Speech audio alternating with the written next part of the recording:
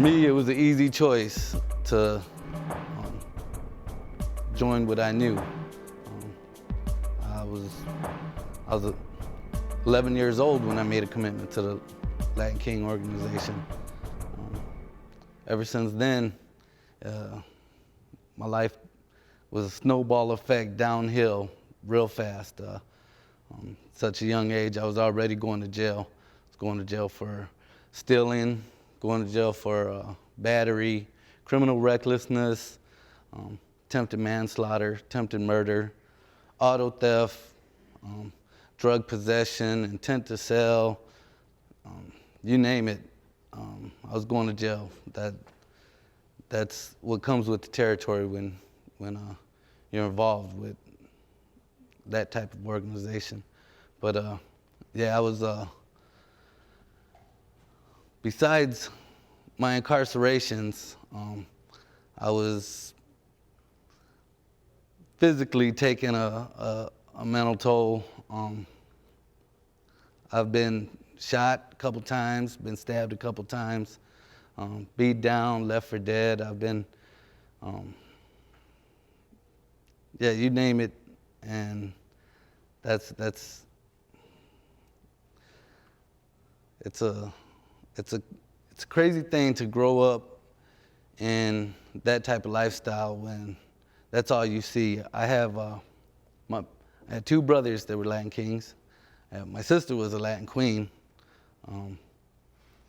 There was no father in the house, you know.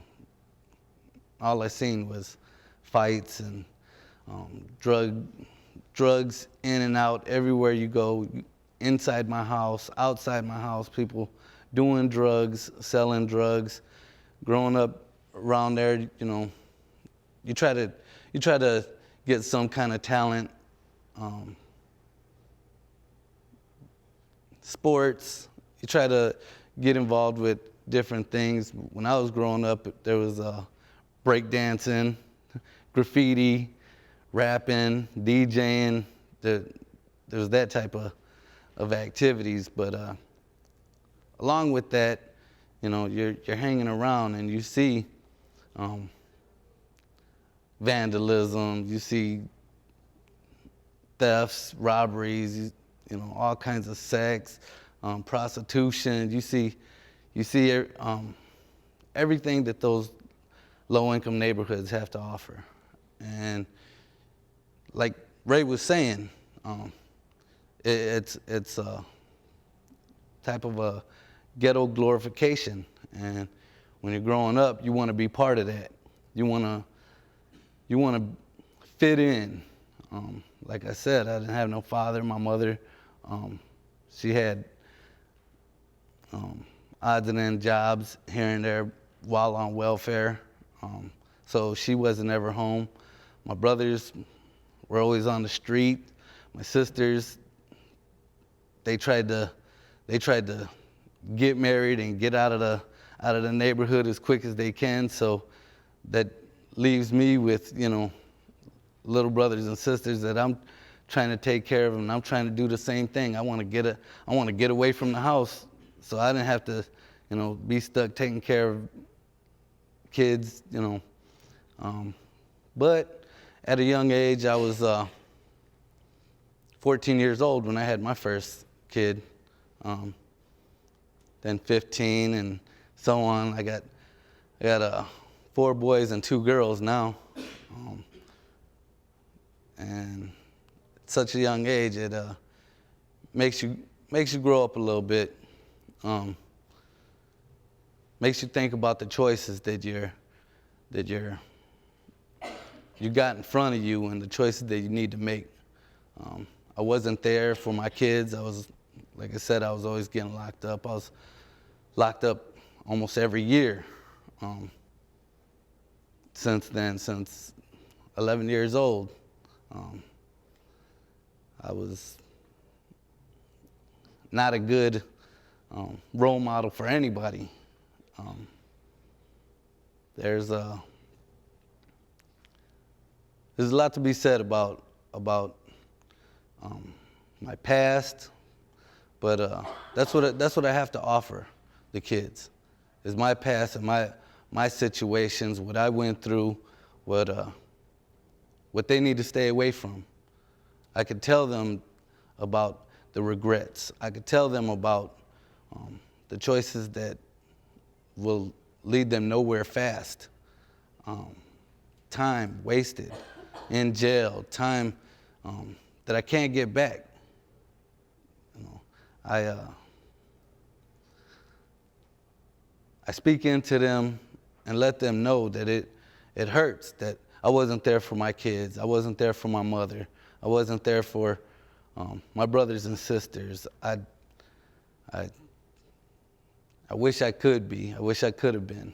I wish but now I have a chance. I have a chance to give back and to tell the kids that there's consequences to them wrong choices. There's a lot of regret, and to not make the same mistakes that we did. If you can learn anything, from what we've been through, it's not worth it to go down that road. It's not worth it to give that time that you can't get back. But yeah, I was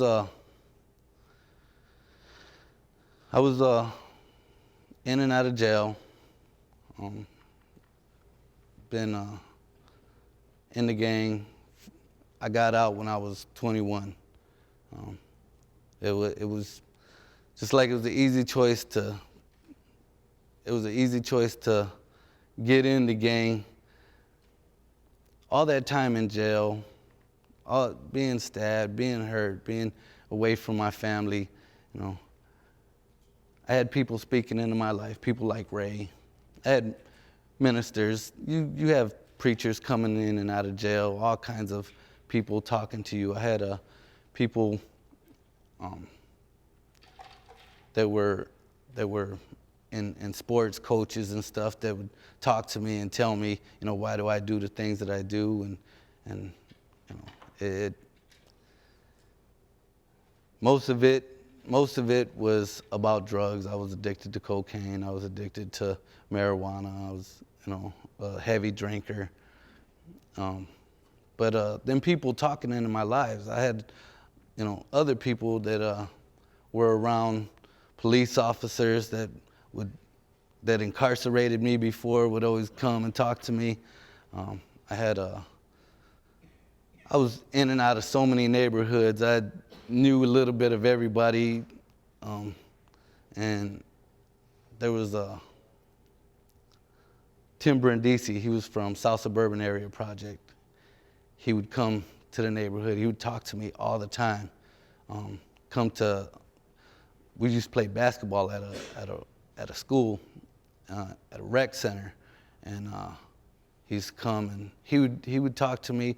Aldermans. I got to talk to Alex Lopez. He was the mayor of Chicago Heights. But people would talk into my life and speak into my life, and it made me realize that I was making the wrong choices and that something needed to change. And when I finally made the choice to get out, that's what it was all about, the right choices. Like Ray was saying, life is all about choices. We're here to help the kids to make the right choices, not the wrong choices. We're here to pour into them the consequences of the choices that they make. And that's all I have to say. I thank you for your time.